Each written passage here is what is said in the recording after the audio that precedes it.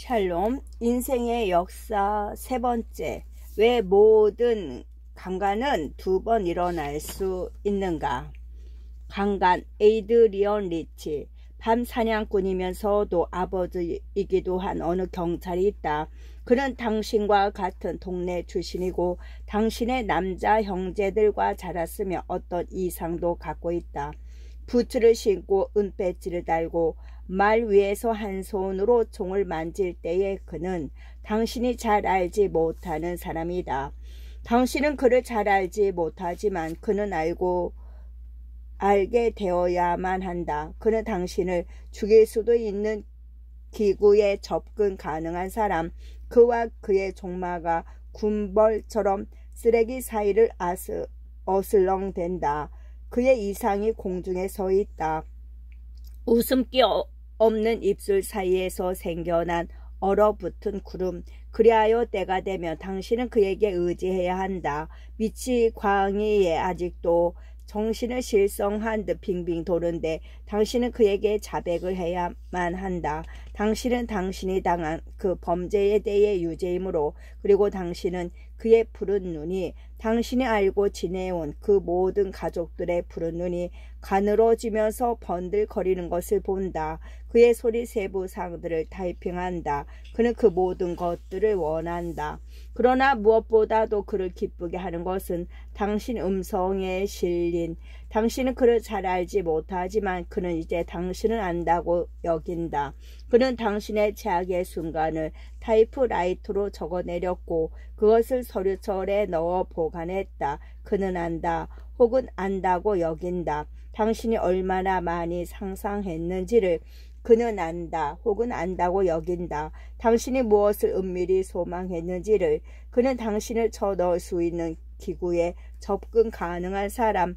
만약 경찰서의 그 역겨운 불빛 속에서 당신이 말하는 세부사항들이 고의 신부의 조상을 그려내는 것처럼 들린다면 당신은 삼킬 것인가? 모두 부정할 것인가? 거짓말을 하며 집으로 돌아갈 것인가? 2012년 3월에 에이드리언 리치가 82세의 나이로 타계했을 때 한국에서 그의 죽음을 알리는 기사를 쓴 매체는 거의 없었다. 현재 검색하는 것은 다음 내용을 포함하고 있는 여성신문의 기사뿐이다. 리치는 미국 여성운동에 있어서 가장 강력하고 영향력이 있는 작가 중 한 명으로 꼽히는 인물이다. 1960년대에서 70년대 여성의 권리를 대변하는 다수의 시와 산문을 발표해 여성운동가들에게 영감을 주었으며 1970년대 대학들이 여성학과를 개설한 후에 가장 많이 읽힌 작가가 됐다. 그러나 한국에서 에이드리언 리치는 훌륭하게 번역된 시선집 문턱 너머 저편이 나온 지도 수년이 지났지만 아직 학계 바깥의 독자들을 충분히 만나지 못하고 있는 것 같다. 1960년대 여성운동에 참여하면서 레즈비언 성 정체성을 깨닫고 남편과 결별한 후 리치의 삶은 새로운 국면으로 진입했는데 이와 더불어 그의 문학도 독자적인 깊이를 얻어가기 시작했다. 그 시기를 대표하는 시집 난파선 속으로 잠수하기는 20여 권에 이르는 리치의 시집 중에서도 특히 중요한 것으로 평가된다.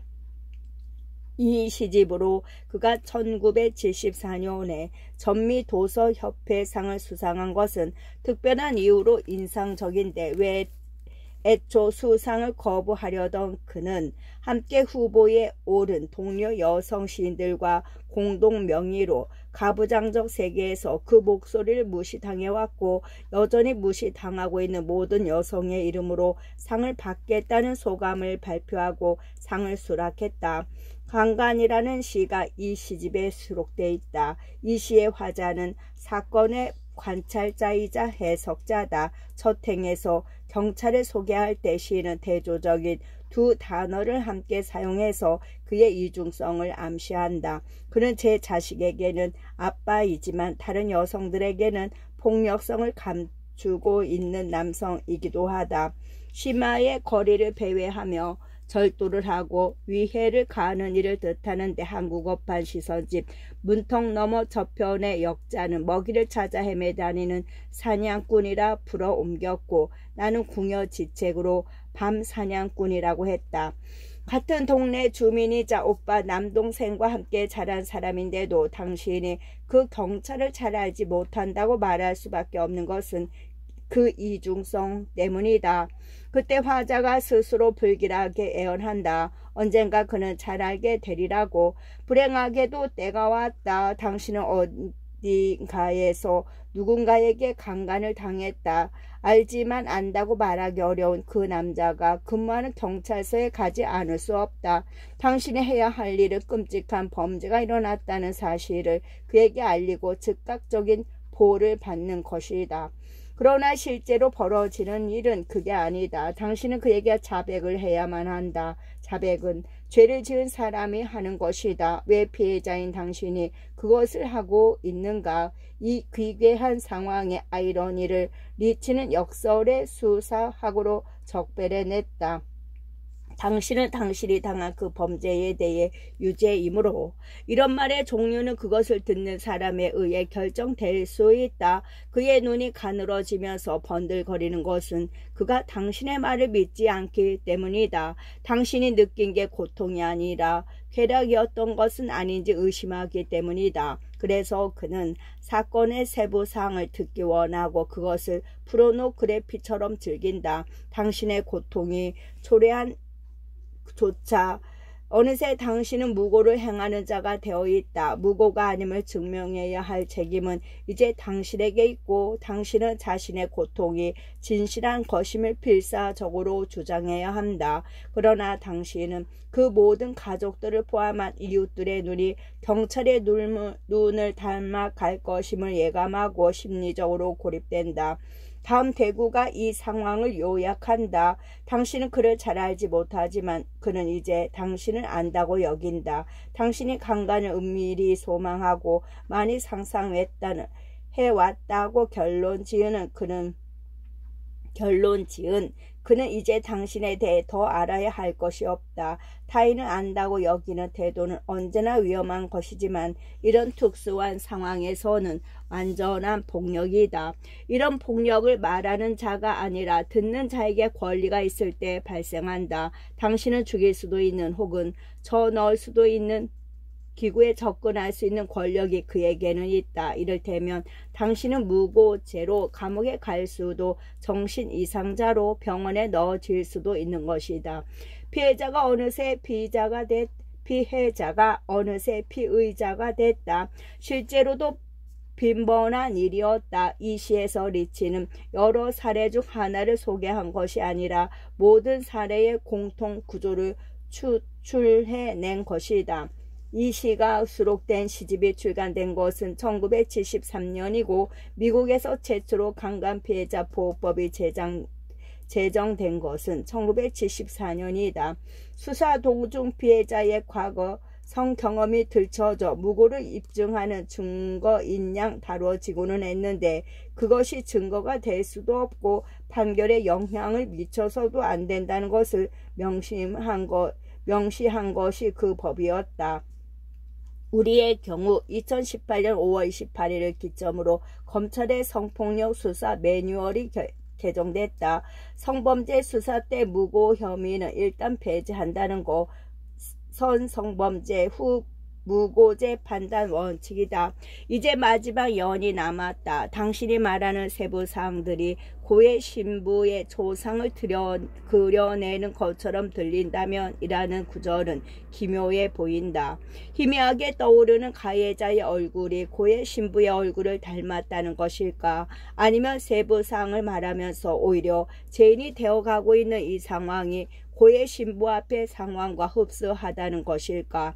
어떤 식으로 읽것 이 구절이 암담한 것은 이제 강간범과 경찰과 고의 신부가 더 이상 구별되지도 않는 지경에 이르렀기 때문이다.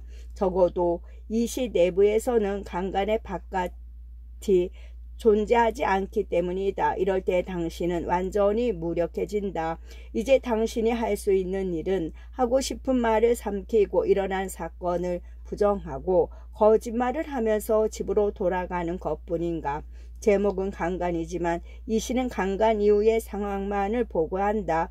피해자를 피의자로, 진술을 자백으로 바꿔버리는 남성적 권력의 개입 역시 강간이라 불러야 마땅하다는 뜻일 것이다. 그렇지만 이 시의 메시지를 어떻게 정리해야 할까? 모든 강간은 두 번 일어날 수 있다. 육체적 강간과 정신적 강간, 혹은 개인적인 강간과 사회적 강간. 40년이 더 된 시다. 자신을 희생하며 살아온 이들 덕분에 많은 것이 바뀌었지만 그럼에도 여전히 이 시 안에는 지금과 여기가 있고 무엇보다도 내가 있다. 구조가 폭력적일 때 그 구조의 온전한 구성원으로 살아온 사람은 축소의 말에도 결국 구조적 가해자일 것이기 때문이다. 일단 이 점을 자인하는 부끄러움에서부터 시작할 수밖에 없으리라. 아슬아슬하게 아름다운 생, 아슬아슬하게 아름다운 생. 20년 후에 지에게 최승자. 지금 네 눈빛이 닿으면 유리창은 숨을 쉰다. 지금 네가 그린 파란 물고기는 하늘 물속에서 뛰놀고 풀밭에서 네 작은 종아리가 바람에 날아다니고. 이상하지? 살아있다는 것.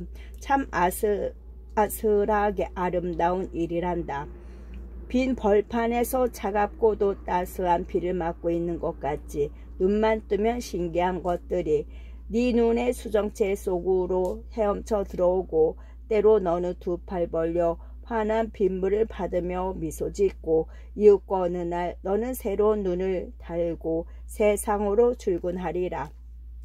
많은 사람들을 너는 만날 것이고 많은 사람들이 네 눈물의 외줄기 길을 타고 떠나가리라.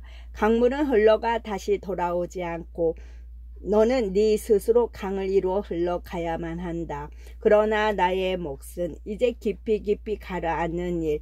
봐라, 저 많은 세월의 갯떼들이 나를 향해 몰려오잖니. 흰 이빨과 흰 꼬리를 지켜들고 푸른 파도를 타고 달려오잖니. 물려 죽지 않기 위해. 하지만 끝내 물려 죽으면서 나는 깊이 추락해야 해. 발바닥부터 서서히 꺼져 들어가며. 참으로 연극적으로 죽어가는 게 실은 나의 사랑인 까닭에. 그리하여 21세기의 어느 하오 거리에 비 내리듯 내 무덤에 술 내리고 나는 알지 못할 꿈의 어귀에서 잠시 울고 서 있는 네 모습을 이윽고 네가 찾아 헤맬 모든 길들을 가다가 아름답고 슬픈 사람들을 만나면 그들의 동양 바가지에 너의 소중한 은화 한 입도 기쁘게 던져주며 마침내 네가 이르게 될 모든 끝의 시작을. 즐거운 일기에서. 한 시인의 삶이 객관적으로 보기에 불행한 편에 속한다 할지라도 그것을 타인이 주관적으로 확언하는 말을 하는 것은 부주의한 일이다. 당사자가 나는 불행하다고 말한다 해서 타인이 아무 때나 그는 불행하다라고 말할 자격을 얻는 것은 아니라는 말이다. 당사자가 그 말을 할 때에는 설사 신세 한탄의 형식을 취한다 해도 그것이 자기 직시의 효과를 발휘해 자신의 현재를 극복하는 첫걸음이 될 수도 있겠으나 타인이 그런 말을, 그것도 그를 그 불행에서 끌어내기 위한 노력을 기울일 의사도 없이 할 때는 그런 말이야말로 그가 미래의 다른 자신을 상상할 수 있는 힘을 꺾기도 할 것이기 때문이다. 그러나 나는 불행하다고 말하는 그 시인의 성별이 여성이라면 그 점에 대해서는 분명하게 강조하는 편이 옳겠다는 생각을 한다. 설사 당사자가 자신의 고통을 존재 일반의 그것으로 규정한다 할지라도 읽는 사람 쪽에서는 고통에도 성별이 있다는 당연한 사실을 되새겨야 한다는 뜻이다. 평론가 김현이 최승자의 시는 사랑받지 못한 사람의 고통스러운 신음소리다 라고 말하면서 여자가 아니라 사람이라고 적은 것은 여성성과 여성시에 대한 당대의 태만한 규정 안에 그를 가두지 않으려는 배려였겠으나 그와 더불어 생각해야 할 것은 고통의 성별을 지우면 고통 자체가 왜곡될 수 있다는 사실이다. 사랑받지 못한이라는 표현은 여성의 생애에서 사랑의 비중을 과장하고 여자를 사랑의 객체로 주저앉히기를 원하는 어떤 이들의 편견과 엮여 있지 않다. 그리고 가능하다면 저 표현 속에 당시로서는 드물게 급진적 허무주의자의 자리에서 너무 솔직히 오히려 듣기 불편한 말을 토해낸 한 여성을 유신시대에서 세기 말에 이르기까지의 한국 사회가 정확하게 사랑하지 못했다는 뜻을 집어넣고 싶다. 최승자의 시에 표현된 고통은 1970에서 1990년대의 한국 사회를 살아가면서 여성들이 경험한 고통의 한 유형을 대표할지도 모른다. 그의 고통이 수많은 독자의 지지를 이끌어내기는 했지만 그 지지가 한신의 사적 삶까지 구원할 수는 없었을 것이다. 2016년 그의 8번째 시집 빈 배처럼 텅 비어가 나왔으므로 나는 그의 예전 시집 7권을 다시 넘겨보았고 두 번째 시집 즐거운 일기가 그의 가장 훌륭한 시집이라는 희미한 과거의 판단을 재확인했다. 이 시집이 듣기 뛰어난 것은 모진 말이지만 그가 다른 어느 시집보다도 바로 이 시집에서 가장 사랑받지 못하고 있기 때문이다. 그런데 그의 모든 시집을 놓고 봐도 드문 것이 속하는 생에 대한 순수한 긍정의 표현처럼 보이는 문장이 바로 이 시집 속에 있다는 사실도 아이러니한 일이다. 살아있다는 건 참 아슬아슬하게 아름다운 일이라는 자주 인용되는 구절의 출처가 바로 이곳이다. 20년 후에 지에게라는 제목이 알려주는 바는 이 시의 수신자가 지이고 이 시가 그 지의 20년 후를 생각하며 혹은 지가 20년 후에 읽어주기를 바라며 쓰인 것이라는 사실이다. 지가 누구인지 시에 밝혀져 있지 않지만 나이와 성별을 추정해 볼 수 있다. 내용상 20년 후에나 성인이 되는 존재이므로 지는 당시 막 태어났거나 아직 유아였을 것이다. 그리고 단언할 일은 아니지만 1980년대 초반에 지라는 글자를 이름의 끝자로 썼다면 아마 여자아이일 것이다. 내가 알기로 최승자 시인에게는 아이가 없으니 그렇다면 지는 시인의 조카이거나 친구의 딸이지 않았을까. 비관적 허무주의자인 시인은 어린 소녀에게 무슨 이야기를 해주고 싶었던 것일까? 그는 우선 어린 생명체가 세계와 처음 대면하는 날들을 지켜보며 경탄한다. 아이가 보는 세계는 경이롭다. 세계 그 자체가 본래 경이롭다기보다는 세계를 경이롭게 볼 줄 아는 아이의 눈이야말로 경이로운 것이다. 그런 아이를 보며 시인은 바로 그 문장을 적는다. 이상하지? 살아있다는 건 참 아슬아슬하게 아름다운 것이란다. 비록 깨어지기 쉬운 아름다움이지만 삶은 아름다운 것이 될 수 있다는 거. 훗날 아이가 자라면 새로운 눈을 달고 세상에 출근해야 하겠지만 적어도 지금 아이에게 주어진 삶은 아름답기만 해야 마땅하다는 것. 앞에서 최승자답지 않게 생에 대한 순수한 긍정을 담고 있는 것처럼 보이는 문장이라고 했지만 그렇지만은 않다는 것을 우리는 안다. 저 구절 속에 담겨있는 희미한 회한을 어떻게 지나칠 수 있을까? 삶은 아름다운 것이 될 수도 있는데 자신은 어째선지 그리 되지가 않았으며 앞으로도 끝내 그럴 것 같다는 안타까움. 당시 겨우 30대 초반의 나이였던 시인은 자신에게 남은 것이 깊이 가라앉은 일뿐이라고 단언한다. 그 예정된 결론을 바꿀 수는 없으며 다만 거기에 이르는 과정을 어떻게 연출하느냐 하는 일만이 그가 관심을 쏟음직한 유일한 일이라는 말과 함께 참으로 연극적으로 죽어가는 게 싫은 나의 사랑에서 이 시의 긴장이 거기에 나온다. 어떤 지에게 생애의 찬가를 들려주고 싶지만 삶의 진실은 비가 쪽에 있다는 생각 말이다. 시인은 여성으로서의 자신의 삶에 개입해 들어온 세상의 적대적인 힘이 지를 비껴가기를 바라면서도 그럴 수는 없을 것이라고 생각했을까. 그래서 시인은 20년 후의 지를 생각하며 그 시를 붙인다. 그때 나는 이미 죽어 무덤 속에 있을 것이고 너는 울면서 길을 찾아 헤매다가 모든 끝의 시작에 이르러 이 편지를 읽게 되리라고. 이 편지는 실제의 지에게 무사히 도착했을까 알 수 없지만 지금까지 그래왔듯이 앞으로도 많은 사람이 생애 어느 국면에서 문득 제 승자의 편지를 받는 일은 계속될 것이다. 자신의 예견과는 달리 21세기 어느 하우가 왔을 때 신체 승자는 무덤 속에 있지 않았지만 대신 병원에 있어야만 했다. 진실과 허위를 분별하는 감각이 예민하고 그 둘의 뒤섞임을 못 견디는 이에게는 살아있음 자체가 항구적인 정신적 투쟁일 것이다. 그 투쟁이 2000년대 초반 이후 그를 정신의 병으로 이끌어 갔으리라. 입원 중이었던 2010년 당시 조선일보와의 인터뷰에서 몸무게 34kg의 그는 자신의 삶은 스스로 선택한 것이며 후회하지 않는다고 말해 나를 전율하게 만들었다. 후회하지 않는다는 말, 그 말을 할 때 그는 이번 생의 승자처럼 보였다. 시인의 건강을 빈다. 부디 그의 가까운 곳에 그를 단정히 안아주는 사람들이 많기를. 2부 사랑의 면, 사랑의 면.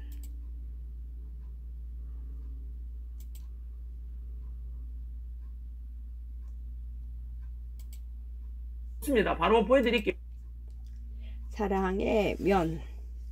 그대가 잃을 수밖에 없는 그거, 그대가 잃을 수밖에 없는 그거. 소네트 73 윌리엄 셰익스피어.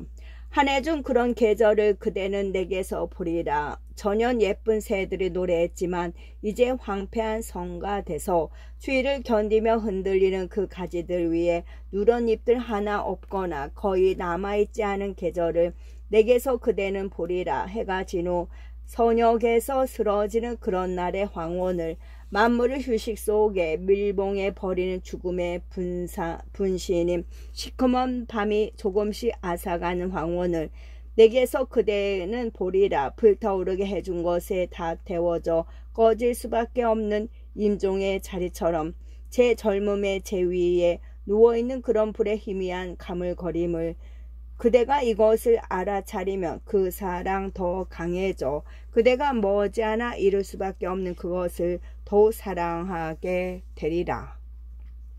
셰익스피어가 소네트를 단 한 편도 쓰지 않았더라면 그는 위대한 시인이다. 맥베스에서 나오는 인생은 소음과 분노가 가득하지만 아무런 의미도 없는 백치가 들려주는 이야기가 나 햄릿에 나오는 사느냐 죽느냐 이것이 문제로다 같은 독백에는 강력한 이미지와 압축의 묘미가 있다.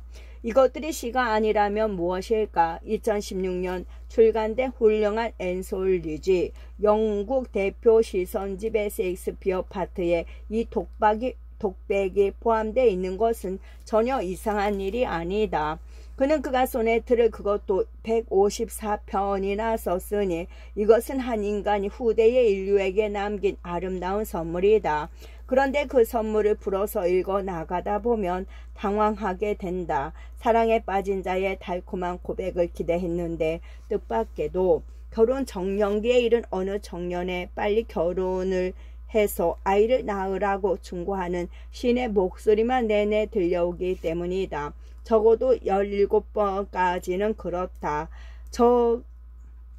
저간의 사정에 대해서는 셰익스피어 400주기를 맞아 때마침 번역된 명저 세계를 향한 의지에서 스티븐 그린블렛이 설명해준다. 셰익스피어는 왜 1592년 여름 한 부자 청년의 결혼을 재촉하는 시를 써달라는 의뢰를 기꺼이 받아들인 것일까? 전염병 때문에 극장이 문을 닫아 수입원이 막혔기 때문이라는 것이 답이다. 그러니까 생계형 원고였다는 말이다. 자기 애가 강한 아름다운 청년이 결혼을 거부하자 속이 탄 가족들이 그의 마음을 돌려놓기 위해 세익스피어에게 1인용 작품의 창작을 의뢰했던 거. 그래서 셰익스피어는 당신은 아름답다. 그 아름다움을 영원한 것이 되도록 하기 위해서라도 자손을 남겨야 한다라는 요지의 작품들을 써내려가기 시작했다. 그런데 그림 블렛에 따르면 여기서 흥미로운 일이 벌어진다. 청년의 아름다움을 찬미하다가 시인 자신도 그 청년에게 매혹돼 버린 거. 하여서 셰익스피어는 시인인 내가 나의 언어로 당신의 아름다움을 가려 불멸이 되게 하리라 라는 요지의 작품들을 쓰기 시작했다. 마치 연애의 중개자가 그 연애에 얽혀 들어가듯 말이다. 18번 소네트부터가 그렇다. 그대를 여름날에 견주어 볼까요? 그대가 더 사랑스럽고 온화하지요. 154편 전체 중에서도 가장 많이 애송되는 이 시는 그러니까 여성이 아니라 남성에게 바쳐진 것이었다. 여기서부터 소네트는 아름다운 청년에게 구애하는 어느 남성 시인의 노래가 된다. 적어도 127번에서부터 등장하는 정체불명의 여성 다크레이디가 이들과 삼각관계를 형성하기 전까지는 말이다. 물론 소네트 전체의 맥락과 구조가 이렇게 복잡하다 할지라도 우리가 여기에 얽매일 필요는 없을 것이다. 1609년에 초판에 나온 이래 세계의 독자들은 각자 자신의 연애를 투사하기 좋은 개별 시편들을 찾아내 향유해왔다. 18번 외에 인기가 많은 작품은 29, 43, 71, 73, 116, 130번 등이다. 그 중에서도 73번은 강력한 우승 후보로서 다소 시니컬한 시선으로 사랑의 심층을 들여다놓은 138번과 함께 내가 가장 좋아하는 작품이기도 하다.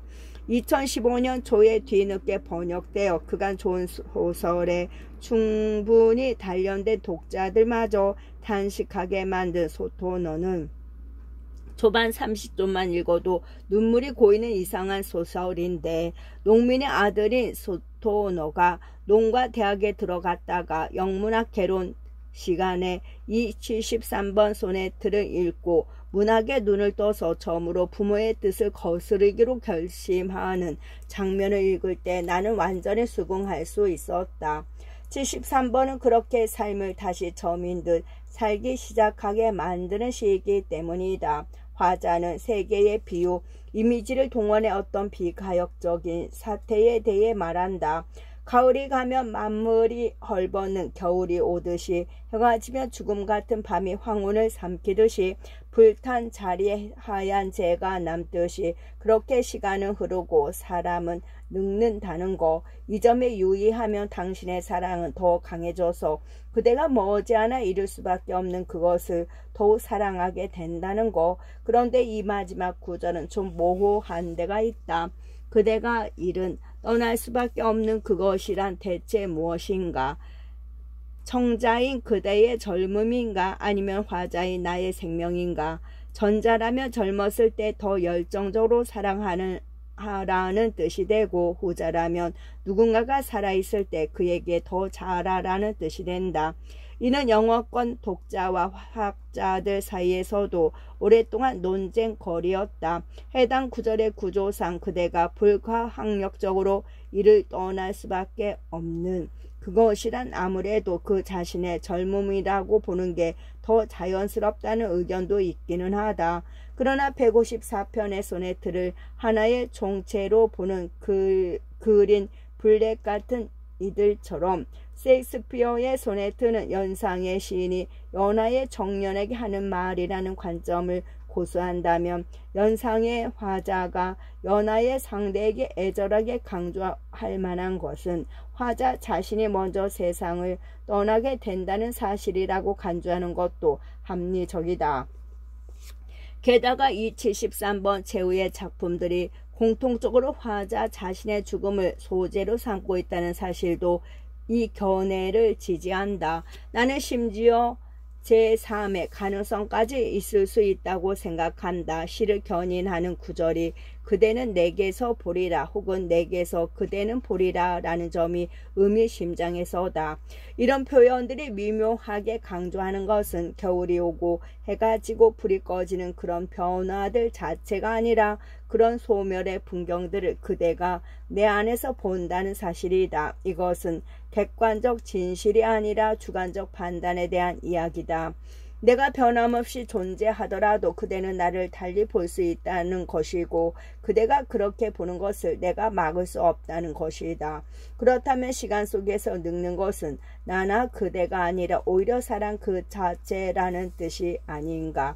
그러나 내가 보기에 이런 모호성을 즐길 만한 것이기는 하지만 이 시의 주제 선율과도 같은 또렷한 메시지를 흔들지는 못한다. 시인은 늙는다. 물론 청년도 늙는다.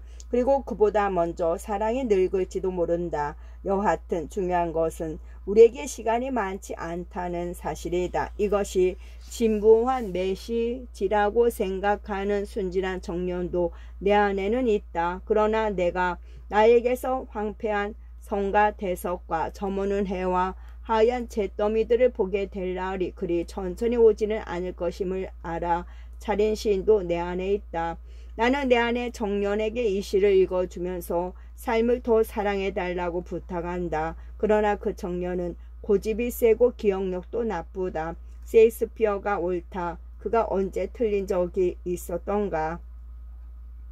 연인들에게 묻는다. 우리의 존재를. 연인들에게 묻는다. 우리의 존재를. 두이노의 비가 중 제2비가. 두이노의 비가 중 제2비가. 라이너 마리아 닐케. 연인들이여 어울려 만족하는 그대들이여 너희들에게 묻는다. 우리의 존재를. 너희들은 손을 꼭 잡는다. 그것으로 증명하는 것인가. 그렇다. 내 자신의 두 손도 서로를 느끼고 혹은 그 두 손 안에 지친 얼굴을 묻고 쉬는 일도 있다. 그것이 얼마간은 내 스스로를 감지하게도 한다.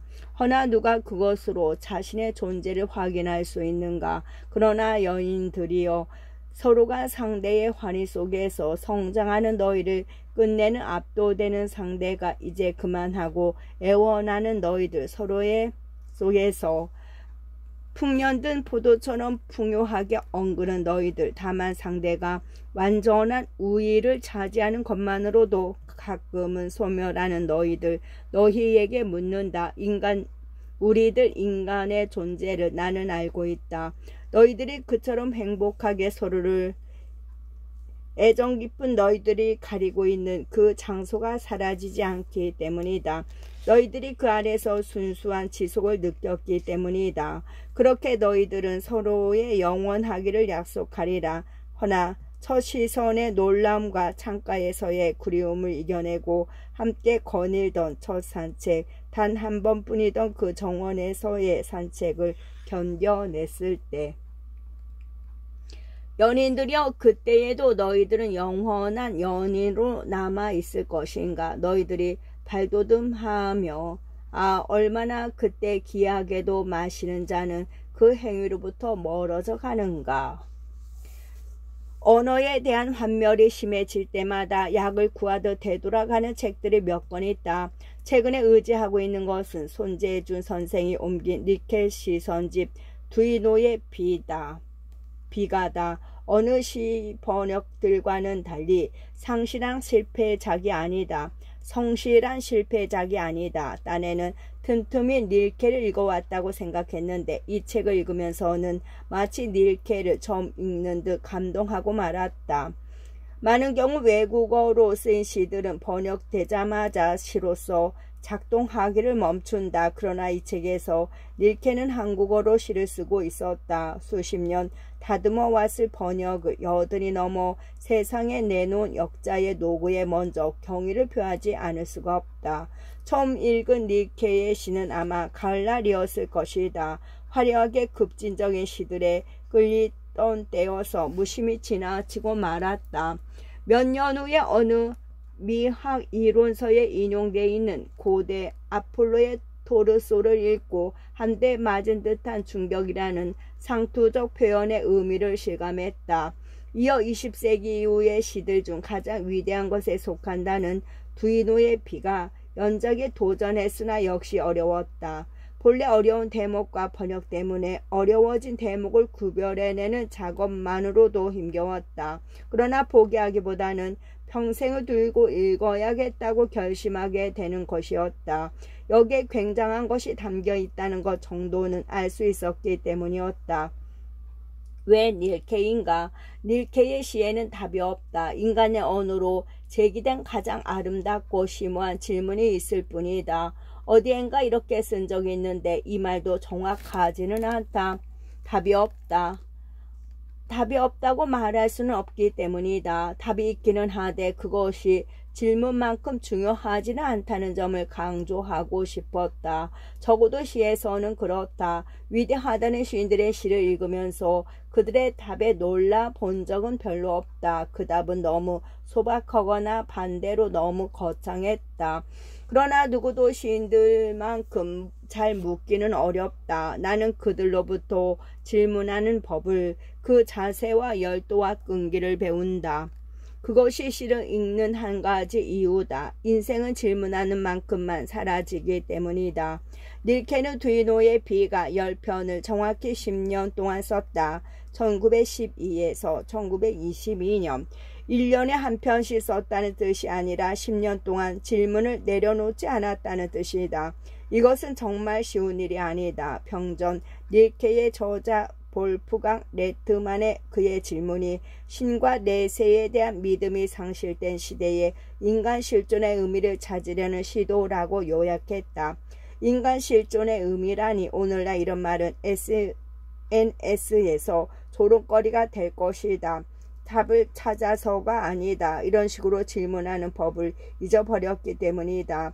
그런데 왜 어떻게 살아야 하는가 라고 묻는 100년 전 닐케의 목소리는 왜 이토록 간곡한 것인가?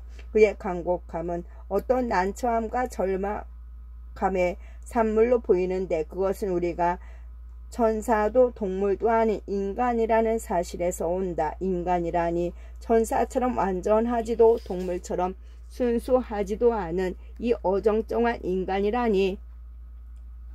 그래서 그는 자신이 속해 있는 종을 대표하여 그 누군가에게 질문을 던진다. 먼저 천사, 내가 소리쳐 부른들 천사의 서열에서 어느 누가 그 소리를 들어주랴. 그가 두이노 성 해안에 있을 때 바람결에 실려온 이 문장 덕분에 제1비가가 시작될 수 있었다. 그리고 명민한 동물들은 우리가 이 해석된 세계에서 마음 편히 뿌리 내리지 못하고 있음을 잘 알고 있다. 인간에 의해 해석된 세계가 인간을 불안하게 만드는 아이러니 속에서 닐케는 동물들을 생각한다. 그렇다면 천사도 동물도 아닌 인간이 단순히 생존하는 것이 아니라 진정으로 존재할 수 있게 되는 삶의 방식은 무엇인가? 흔히들 말하는 대로 사랑의 주체로 살아가면 되는 것일까? 그래서 제2비가 오면 닐케의 질문은 천사나 동물이 아니나 연인들에게로 향한다. 연인들이여, 어울려 만족하는 그대들이여, 너희들에게 묻는다. 우리의 존재를. 닐케는 회의적이다. 예나 지금이나 여인들은 서로 손을 잡는다. 그 모습은 아름답지만 그것이 그들이 진실로 인간으로서 존재하고 있다는 증거는 못 된다는 것. 그것은 내가 내 두 손으로 내 얼굴을 감싸 안을 때 느끼는 희미한 존재감과 크게 다르지 않다는 것. 너무 냉소적인 것 아닌가. 물론 닐케가 사랑의 환희를 모르는 것은 아니다. 그에 따르면 사랑은 시간을 멈추고 장소를 보존한다. 그것은 순수한 지속이다.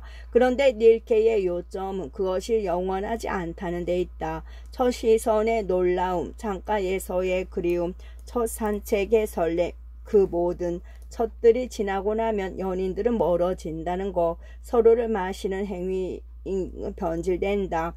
얼마나 그때 귀하게 마시는 자는 그 행위로부터 멀어져 가는가. 이 구절은 아름답고 가혹하다. 마시는 자가 마시는 동안 마시는 행위로부터 점점 멀어지는 모습, 그렇게 사랑은 끝난다는 거. 그렇다면 우리는 어찌해야 하는가.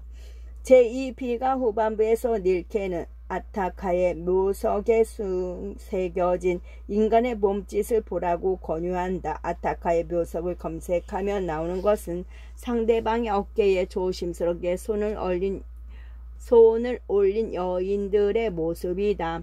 여기서는 사랑과 이별이 마치 우리의 경우와는 다른 소재로 만들어진 듯 가볍게 두 사람의 어깨 위에 얹어있지 않은가.